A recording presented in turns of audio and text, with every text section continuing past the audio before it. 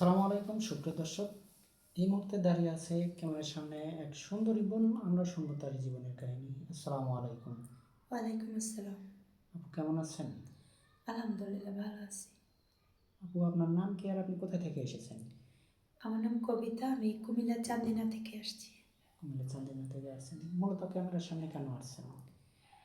ক্যামেরার সামনে আসছি আমি যাতে আপনাদের মাধ্যমে ভালো কিছু পেতে পারি, কারো মাধ্যমে যেন আমার কেউ যাতে আমার একটা দায়িত্ব নেয় এটার।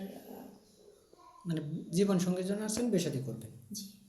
আচ্ছা, তো আপনার পরিবারে কে কে আছে? আমার পরিবারে কেউ নেই, আমার বাবা মা নাই, আমি আমার নানুর কাছে থাকি।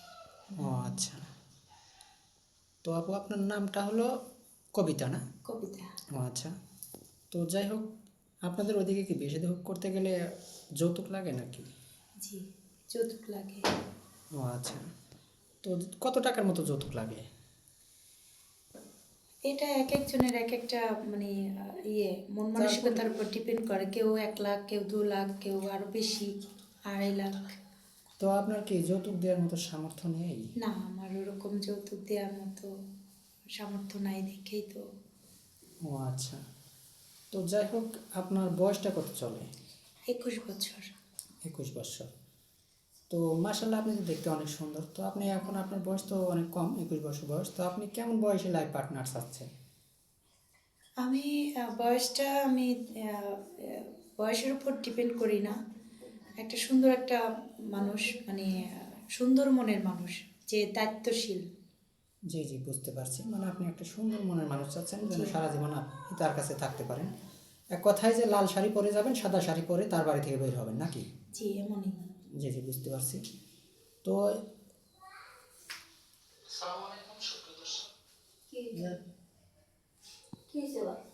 যদি কোনো প্রবাসী ভাই আপনাকে পছন্দ করে, তাহলে কি আপনি প্রবাসে যেতে রাজি আছেন?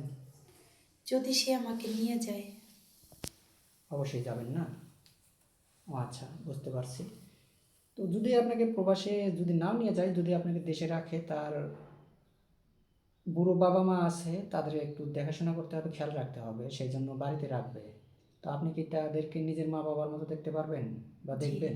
অবশ্যই তাদেরকে আমার বাবা মার মতোই আমি দেখার চেষ্টা করবো ইনশাল্লাহ। জি জি, বুঝতে পারছি। তো যাই হোক, এখন আপনার তো কোনো ফোন নেই না? না। ও আচ্ছা, মানে মেয়েটার কোনো ফোন নেই, আমাদের নাম্বার দেওয়া থাকবে, মানে ইউটিউব চ্যানেল কর্তৃপক্ষের নাম্বার দেওয়া থাকবে।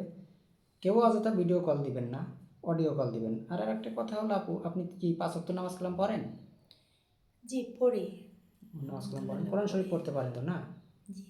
ও আচ্ছা, তো যাই হোক, কারো জীবন কাহিনী 2 4 5 মিনিটে তো শেষ করা যায় না।